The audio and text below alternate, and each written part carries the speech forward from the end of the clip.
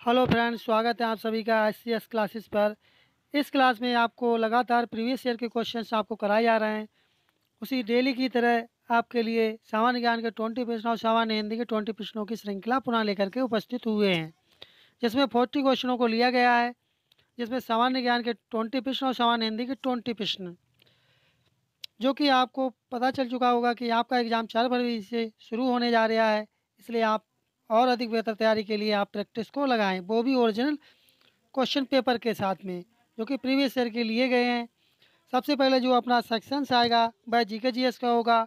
उसके बाद में हिंदी के प्रश्नों का सेक्शंस आएगा। इसलिए आप क्लास को पूरा देखें, कैसे भी स्किप ना करें। अंत में आपको एक अच्छा सा कमेंट करके बताना है कि आपने कितने प्रश्नों का सही जवाब दिया था। देखते हैं पहला प्रश्न क्या है। पहला प्रश्न है कि किसे भारतीय तटरक्षक के 25वें महानिदेशक के रूप में नियुक्त किया गया है। तब इस ये किसे नियुक्त किया गया है आपको बताना है। ये किसे नियुक्त किया गया? ये नियुक्त किया गया है राकेश पाल के लिए। फोर्थ वाला यदि आपका जवाब था ऑप्शन राकेश पाल, तब आपका बिल्कुल सही जवाब था। बढ़ते हैं नेक्स्ट क्वेश्चन की तरफ। अगला प्रश्न है कि कृष्ण राव शंकर पंडित राजा भैया पूछ वाले का संबंध किस घराने से है। तब इनका संबंध किस घराने से? इनका घराना पूछ लिया गया।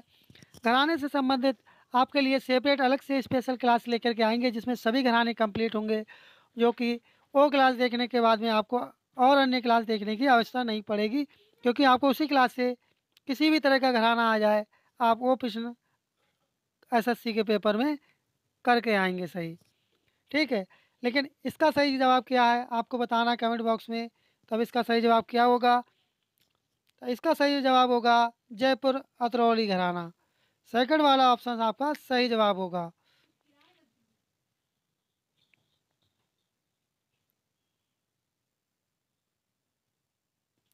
बढ़ते हैं अपने अगले प्रश्न की तरफ। अगला प्रश्न है कि कृष्णराव शंकर पंडित राजा भैया पूछने वाले का संबंध किस घराने से है। क्या चीज़? राजा भैया पूछ वाले का संबंध पूछा गया है कि इनका संबंध किस घराने से है। इनका संबंध है ग्वालियर घराने से। कौन सा घराना? ग्वालियर घराना। यदि आपका जवाब फोर्थ वाला ऑप्शन ग्वालियर घराना था, तब आपका बिल्कुल सही जवाब होगा। बढ़ते हैं अपने नेक्स्ट क्वेश्चन की तरफ। अगला प्रश्न है कि गन्ने से चीनी बनाने की गतिविधि किस क्षेत्र की आर्थिक गतिविधि के अंतर्गत आती है। आपको गतिविधि बताना कौन सी गतिविधि के अंतर्गत आती है। कमेंट करें आप लोग, इसका सही जवाब क्या होगा। ये आती है द्वितीय क्षेत्र के रूप में। अर्थात यदि आपका सही जवाब द्वितीय क्षेत्र था, तब आपका बिल्कुल सही जवाब होगा। बढ़ते हैं अपने अगले प्रश्न की तरफ। अगला प्रश्न है कि किसे भारत में हरित क्रांति के जनक के रूप में जाना जाता है। किसके रूप में? हरित क्रांति के जनक के रूप में किसे जाना जाता है? ये जाना जाता है एम एस स्वामीनाथन। यदि आपका जवाब था, तब आपका बिल्कुल सही जवाब होगा। पहला वाला ऑप्शन आपका सही जवाब होगा। लेकिन वर्ल्ड स्तर पर अगर बात करें, तब इसमें किस व्यक्ति के लिए जाना जाता है? आप कमेंट बॉक्स में बताएं, तब किस व्यक्ति के लिए जाना जाता है। अगला प्रश्न है कि मिष्टी योजना का उद्देश्य आसपास के समुदायों की सामाजिक आर्थिक स्थिति में सुधार करते हुए भारतीय तट पर डैश पारिस्थितिकी तंत्र की रक्षा और उसे पुनर्जीवित करना है। तो किसे पुनर्जीवित करना है ये पूछा गया है। ये किसे करना है? ये करना है मैग्रोव। किसके लिए? मैग्रोव। यदि आपका जवाब मैग्रोव था, तब आपका बिल्कुल सही जवाब होगा। बढ़ते हैं अगले प्रश्न की तरफ। अगला प्रश्न है कि डैश के पास संसद के किसी भी सदन का आह्वान या सत्रावासन करने या लोकसभा को भंग करने की शक्ति होती है। तब यह शक्ति किसके पास में होती है? यह शक्ति होती है राष्ट्रपति के पास में।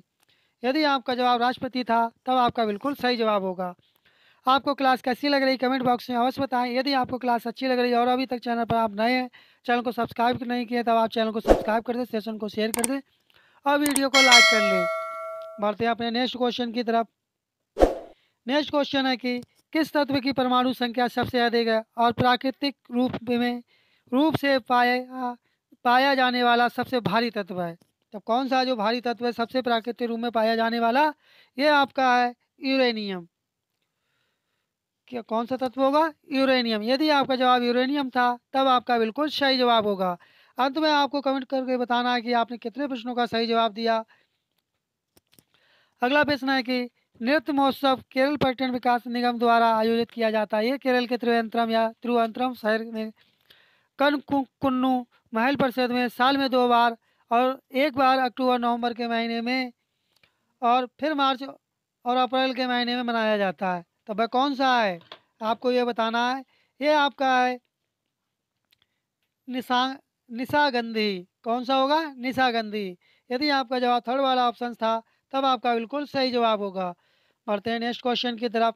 नेक्स्ट क्वेश्चन है कि भारतीय संविधान में उल्लिखित मौलिक कर्तव्यों के संबंध में कौन सा कथन सही नहीं है। आपसे पूछा गया है कौन सा कथन सही नहीं है, वह आपको बताना है। भारतीय संविधान में मौलिक कर्तव्यों का उल्लेख अनुच्छेद 51 में किया गया है। ये पहला वाला तो ऑप्शन आपका ठीक है। सेकंड ऑप्शन आपका है कि संविधान 46वां संशोधन अधिनियम 2002 मौलिक कर्तव्यों से संबंधित है। ये भी ठीक है, सेकंड वाला भी आपका ठीक है। तब गलत कौन सा होगा वो आप 50-50 पे आ चुके हैं। बताएं कौन सा वाला सही हो जाएगा, कमेंट करें। अगला है कि भारतीय संविधान में मौलिक कर्तव्यों का उल्लेख भाग 5 में किया गया है। यही वाला आपका गलत होगा, थर्ड वाला ऑप्शन। ये किस भाग में किया गया आपको कमेंट बॉक्स में बताना है। बढ़ते हैं अपने नेक्स्ट क्वेश्चन की तरफ। नेक्स्ट क्वेश्चन है कि कौन सा युग्म स्पर्धा और उसके प्रकार के संबंध में सही नहीं है। क्या पूछा गया? सही नहीं है, आपको ये बताना है। तो कौन सा वाला सही नहीं है आपको बताना है, कमेंट करें आप लोग कौन सा वाला सही नहीं है। तब इसका सही जवाब हो जाएगा आपका भाला फेंक कूदना। ये सही है, ये गलत है। ऊंची कूद फेंकना ये भी गलत है। तब आपका कौन सा ठीक हो जाएगा? आपका सही जवाब हो जाएगा ना तो फर्स्ट और ना ही सेकंड। फर्स्ट वाला ऑप्शन आपका सही जवाब होगा। अगला प्रश्न है कि भारतीय खिलाड़ी अंकिता दास कौन? अंकिता दास कौन सा खेल खेलती हैं? पूछा गया कि अंकिता दास कौन सा खेल खेलती हैं। जो अंकिता दास जो खिलाड़ी हैं वह खेलती हैं टेबल टेनिस। यदि आपका जवाब टेबल टेनिस था तब आपका बिल्कुल सही जवाब होगा। यदि आपका किसी भी प्रकार का कोई सजेशन या फीडबैक हो तब भी आप कमेंट बॉक्स में अवश्य बताएं। बढ़ते हैं अपने नेक्स्ट क्वेश्चन की तरफ। नेक्स्ट क्वेश्चन है कि हरित क्रांति ग्रीन रेवोल्यूशन के संबंध में HYV का पूर्ण रूप क्या है, अर्थात आपको फुल फॉर्म बताना है। तब इसकी फुल फॉर्म क्या होती है? इसकी फुल फॉर्म होती हाई यील्डिंग वैरायटीज। यदि आपका थर्ड वाला ऑप्शन जवाब था तब आपका बिल्कुल सही जवाब होगा। यदि अभी तक आपने चैनल को सब्सक्राइब नहीं किया था आप चैनल को सब्सक्राइब कर दें और नोटिफिकेशन बेल आइकन आप लोग दबाना ना भूलें, जिससे आपको समय समय पर नोटिफिकेशन प्राप्त हो सके। क्योंकि यहाँ पर आपको प्रीवियस ईयर के क्वेश्चंस की क्लासेस आपको लगातार प्रोवाइड कराई जा रही हैं और आपके लिए जल्द ही MCQ टाइप की श्रृंखला आपके लिए प्रोवाइड कराई जाएगी, जो कि उन्हीं क्लासों से आपको आपके SSC GD के पेपर में सभी प्रश्न आपके देखने को मिलेंगे। क्योंकि वो क्वेश्चन वो होंगे जो पूछे जाते हैं वास्तविक। ठीक है, देखते हैं अब अगला प्रश्न क्या है। नाइटिंगेल ऑफ इंडिया के नाम से लोकप्रिय थी। तब ये कौन लोकप्रिय है नाइटिंगेल ऑफ इंडिया के नाम से? कमेंट कर दें आप लोग फटाफट। कौन है जो कि लोकप्रिय हैं इस नाम से? ये है सरोजनी नायडू। कौन लोकप्रिय है? सरोजनी नायडू। यदि आपका जवाब सरोजनी नायडू था तब आपका बिल्कुल सही जवाब होगा। अगला प्रश्न है कि कौन से खेल में खिलाड़ियों के कौशल स्तर का आकलन करने के लिए एलो रेटिंग का उपयोग किया जाता है। बताएं आप लोग एलो रेटिंग जो सिस्टम होता है वह उसका प्रयोग किस खेल में किया जाता है? किस खेल किस में किया जाता है? ये प्रयोग किया जाता है शतरंज के खेल में। यदि आपका जवाब शतरंज था तब आपका बिल्कुल सही जवाब होगा। आपको क्लास कैसी लग रही कमेंट बॉक्स में अवश्य बताएं। अगला प्रश्न है कि कौन सी शास्त्रीय नृत्य के क्षेत्र में अपने योगदान के लिए 1992 में प्राप्त करने वाली सबसे कम उम्र की नर्तकियों में से एक थी। क्या चीज़ प्राप्त करने वाली? पद्म भूषण। बताएं वे कौन थी?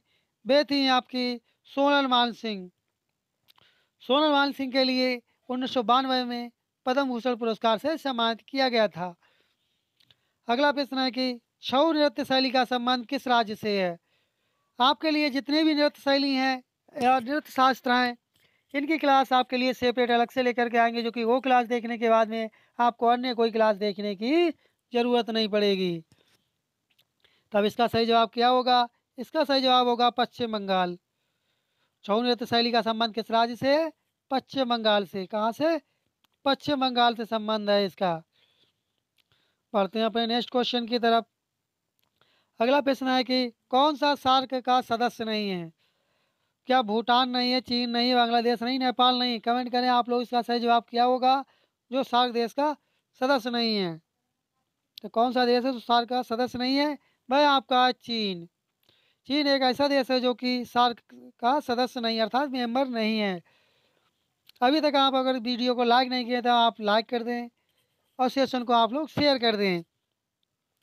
अगला प्रश्न है कि 2001 की जनगणना के अनुसार भारत की कुल साक्षरता दर कितनी थी? कब पूछा गया? 2001 के अनुसार पूछा गया है। तब क्या थी? कमेंट करें आप लोग, क्या थी? इसका सही जवाब होगा और 64.83% थी। लेकिन आपको बताना है 2011 में कुल साक्षरता दर कितनी थी, ये आपको कमेंट बॉक्स में कमेंट करके बताना है। हो सकता है आपसे ये पूछ ले कि 2011 में जनगणना के संबंध में कि कुल साक्षरता दर कितनी थी। अगला प्रश्न है, दक्षिण भारत में डैश की एक ग्राम सभा थी जो उन क्षेत्रों में पाई जाती थी जहाँ जमींदार ब्राह्मण नहीं थे। तो उसका सही जवाब क्या होगा? इसका सही जवाब होगा उर। यदि आपका जवाब उर था तब आपका बिल्कुल सही जवाब होगा। इस तरह से अपने जी के जीएस के प्रश्न कंप्लीट हुए। अब आप लोग देखेंगे हिंदी के प्रश्नों की श्रृंखला को, जो कि 20 प्रश्नों को लिया गया है। बढ़ते हैं अपने पहले प्रश्न की तरफ। हिंदी के पहला प्रश्न अपना हिंदी का है कि उस विकल्प का चयन करें जो कोष्ठक में दिए गए शब्द का विलोम शब्द का सही विकल्प है। आपको आस्तिक का विलोम बताना। किसका? आस्तिक का विलोम क्या होगा? कमेंट कर दें आप लोग, आस्तिक का विलोम क्या होगा? आस्तिक का विलोम होगा नास्तिक। इस प्रश्न का आप लोगों ने ज़्यादातर सही जवाब दिया है कमेंट बॉक्स में। बढ़ते हैं अपने नेक्स्ट क्वेश्चन की तरफ।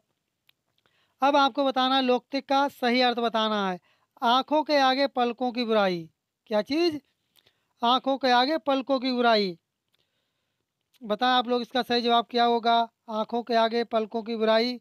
तब इसका सही जवाब होगा किसी के भाई, क्या चीज़?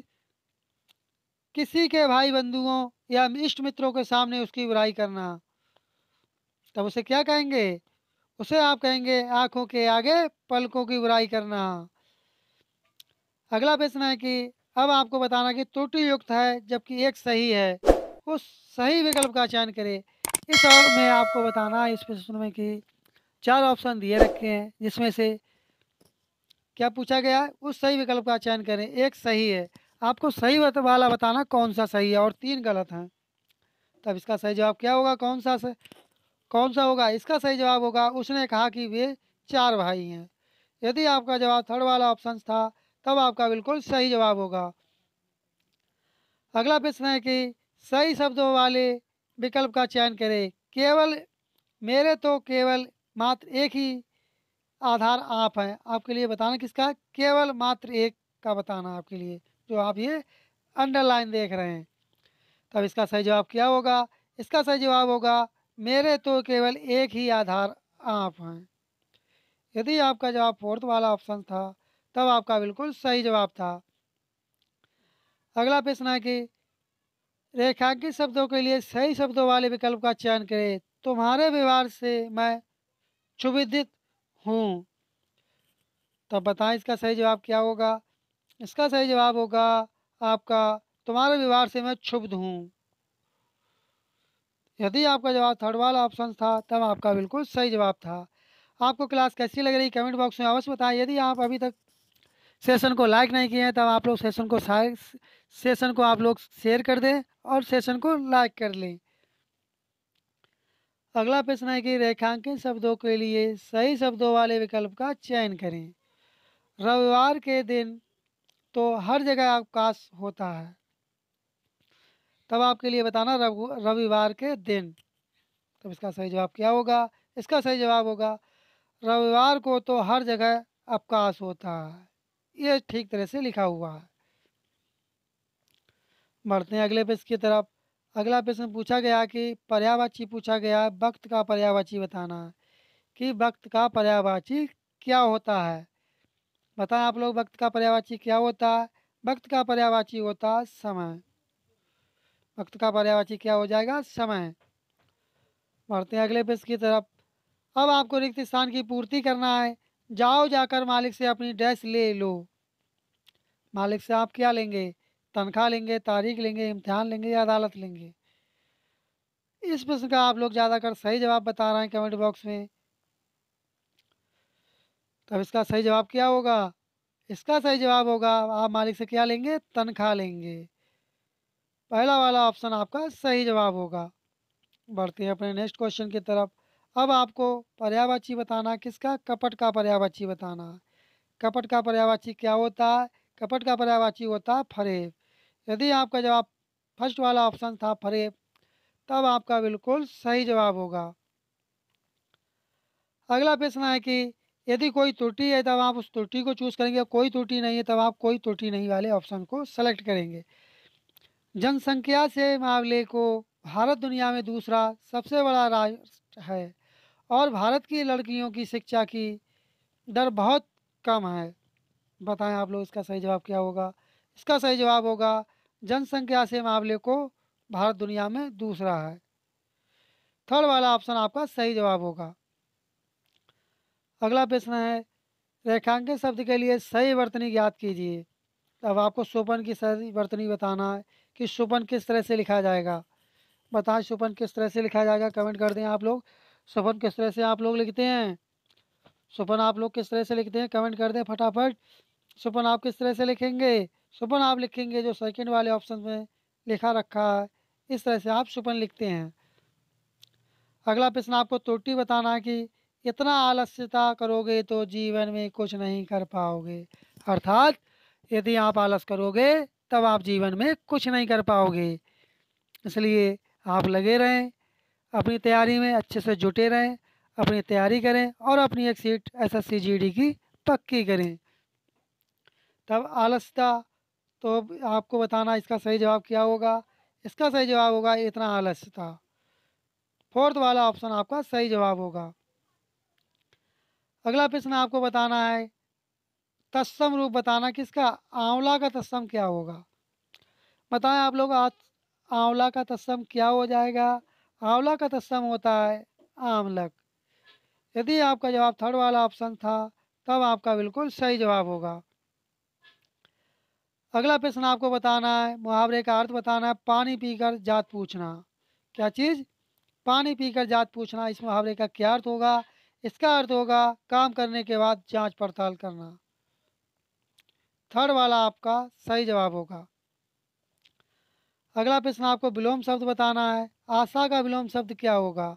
आशा का विलोम शब्द होगा आपका निराशा।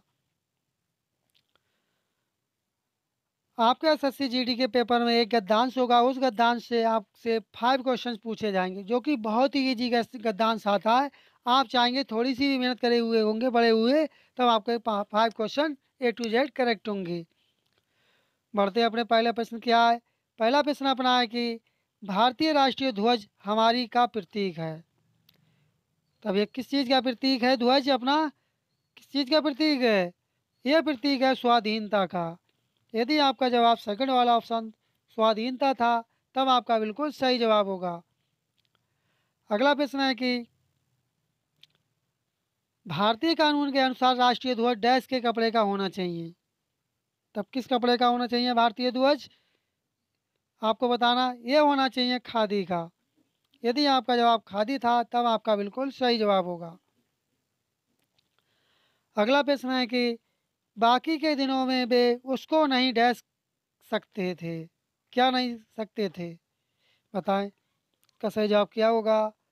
क्या चीज़? फहरा नहीं सकते थे। यहाँ पे आपका फहरा आ जाएगा। अगला प्रश्न है कि हमारा राष्ट्रीय ध्वज हमारे देश की संस्कृति सभ्यता और डैश को दर्शाता है। और किसे दर्शाता है ये? किसे दर्शाएगा ये दर्शाएगा इतिहास के लिए। क्या चीज़? हमारा राष्ट्रीय ध्वज हमारे देश की संस्कृति सभ्यता और यहाँ पर आपका आ जाएगा इतिहास, इतिहास को दर्शाता है। और इस क्लास का आखिरी प्रश्न है हवा में लहराता हुआ हमारा राष्ट्रीय ध्वज हमारे देश की डैश को प्रदर्शित करता है। तब ये किसको प्रदर्शित करता है? ये स्वतंत्रता के लिए प्रदर्शित करता है।